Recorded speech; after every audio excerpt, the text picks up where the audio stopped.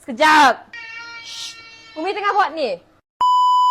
Hari ni Faz masak for first time. Nak buat ayam goreng cili kering. Dulu kita pakai inai. Sekarang ni kita dah jadi isteri soleha. Dengan kena ada kunyit sikit. Suami tak ada, elok pula. Boleh je pasang gas sendiri. Suami tak ada, boleh pula buka gas. Kan? Ke kita goreng je dulu ni. Kita goreng dulu sebelum kita blend. Ni goreng tak tadi Tak kot. Harumnya bau dia. Serai ada tak tadi? Macam tak ada. Kita jimat minyak. Minyak yang kita goreng bawang tadi, kita goreng ayam.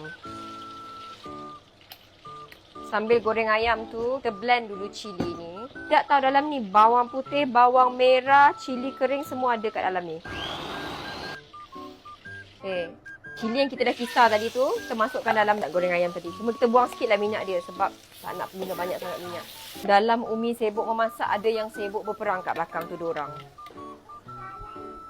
Masa kita tumis tu, kita letak rasa, gula dan asam jawa sikit. Dah siap dah ni. Then, kita dah boleh tuang dah ayam kita. Drumstick confirm Umi punya. Jadi. Siap. Tunggu nak berbuka, nak try je lagi. Kali ni nampak macam jadi. Tak tahulah rasa dia macam mana. Sebab first dan second recipe tu dua-dua tak jadi. Ni tak tahulah jadi ke tak. Tunggu